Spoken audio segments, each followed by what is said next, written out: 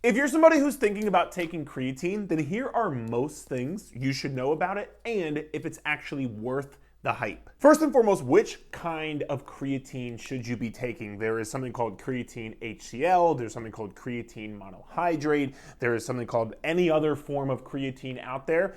The most researched form of creatine. And when you hear about the benefits of creatine, it's based off of this one kind of creatine, and that one is going to be creatine monohydrate. So if you're going to use creatine, that would be the one I would recommend. Now, you're gonna ask me either what brand, or you're gonna ask me how do you know that? If you get a creatine supplement and on the label, it should tell you what kind of creatine that you are taking. And you can either take it in a powder form, you can take it in a gummy form, or you can take it in pill form, as long as it's creatine monohydrate. And there might be a micronized creatine monohydrate. That one is also acceptable and good as well. That just means it basically digests a little bit better into your system.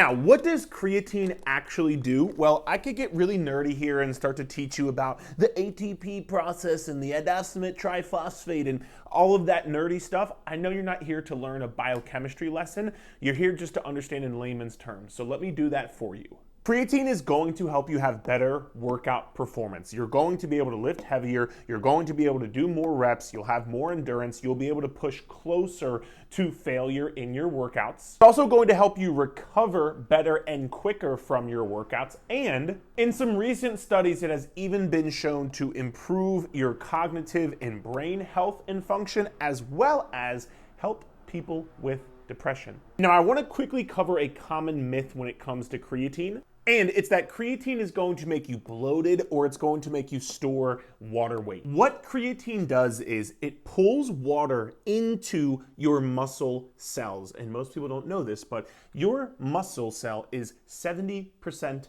water. So, for example, we talked about creatine is going to help your workout performance. If 70% of your muscle is water and creatine helps pull more water into your muscle, a better hydrated muscle means better workout performance, which is good for you.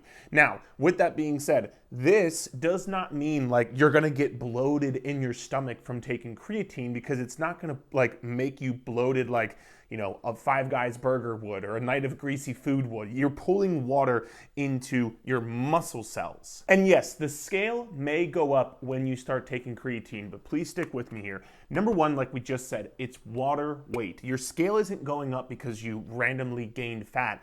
Your scale doesn't just measure like your muscle and your fat. So if you're holding on to some more water in your muscles, then your scale might weigh a little bit heavier. And no, it's not going to stop you from losing body fat. So even if you're taking creatine and the scale goes up a couple of pounds, as long as you're in a calorie deficit, over time, you still will see this number on the scale go down. And regardless, like even if your scale is 3 pounds heavier, I think we are past the point of like living and dying by what this number says in the scale. Like if you were in, you know, early 1990s Weight Watchers going in every single week and having Tammy at the counter shame you for having a piece of chocolate before you came in because your scale went up a pound. How much creatine should you be taking per day? It's a very simple answer. The majority of people, you're going to be just fine taking 5 grams of creatine per day. And yes, that is every single day, even on your rest days, even if you're traveling. Now, if you miss a day or two, don't freak out about it, but 5 grams per day, every day, no matter what. If you're somebody who you might be a little bit bigger and you might have a little bit more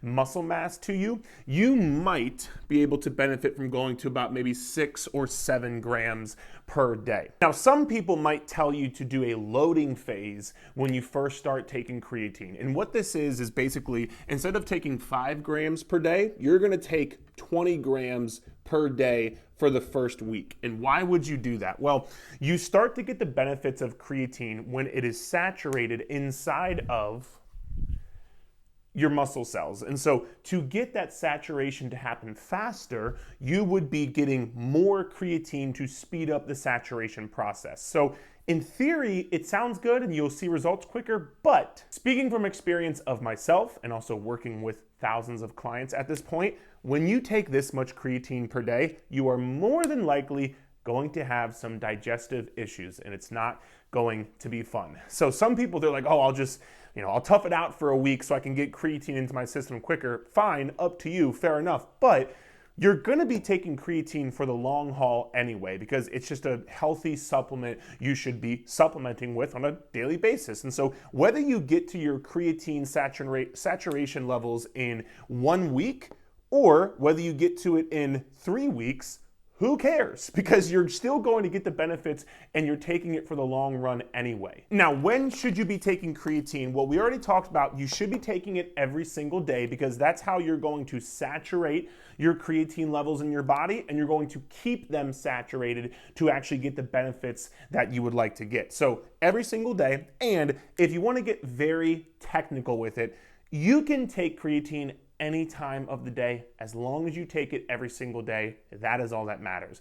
If you want the most optimal time, there's going to be 2 optimal times with this. Is either after a workout with carbohydrates or on your rest day, if you're not lifting weights that day, on your rest day with your biggest meal in carbohydrates. And so let's say, for example, maybe you don't eat a ton of carbs in the morning, but you're eating more carbs at night. You would take your creatine with your rest day meal that is highest in carbohydrates. And this is because the carbohydrates will take the creatine and transport them into your muscle cells. Now, the question of should you be cycling on and off creatine? The answer is going to be no if you have a functioning kidney. If you have pre-existing kidney issues, check with your doctor, but as long as you have a functioning kidney, from the studies and the meta-studies that we have, there are no current negative side effects from creatine. And I've heard people say things like, whether you do, it causes kidney damage. Again, no, the research tells us it doesn't. I will drop some studies here below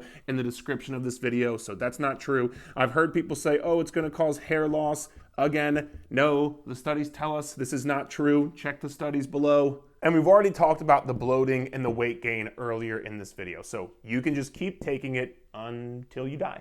So the real question is, do we believe that creatine is actually worth the hype? You hear so much about it. Should you be taking it? Should you try it? In my opinion, I think yes, you should at least try creatine for a couple reasons. Number one, there's no negative side effects. If you have a pre-existing kidney issue, maybe, but if you don't have that, you're good.